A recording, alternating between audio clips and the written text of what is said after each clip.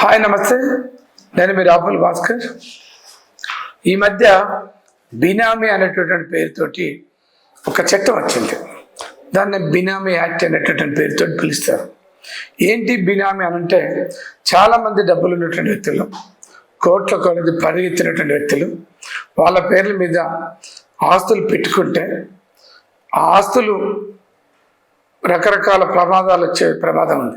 ఒకటి income tax right చేయటం, కానీ ఇంకొకటి ఎక్కువ ఆస్తులు ఉన్నప్పుడు సీలింగ్ యాక్ట్, అంటే ఎక్కువ 54 ఎకరాల కంటే ఎక్కువ ఆస్తులు ఉన్నాయనుకోండి, సీలింగ్ యాక్ట్ అమలుపరచడం, వాళ్ళ దగ్గర ఉన్నటువంటి ఆస్తులను గుంజుకోవడం.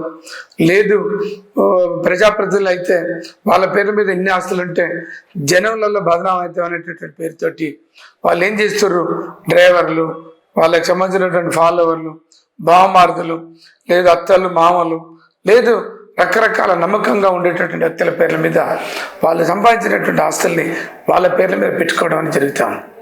అంటే ఆస్తి ఒకరిది, పేరు ఒకరిది.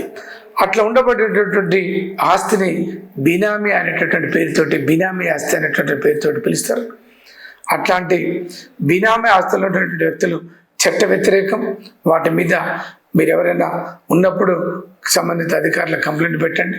వాళ్ళకు బినామీ ఆస్తులు కూడా ప్రభుత్వం స్వాధీనం చేసుకునేటటువంటి అవకాశం. Thank you.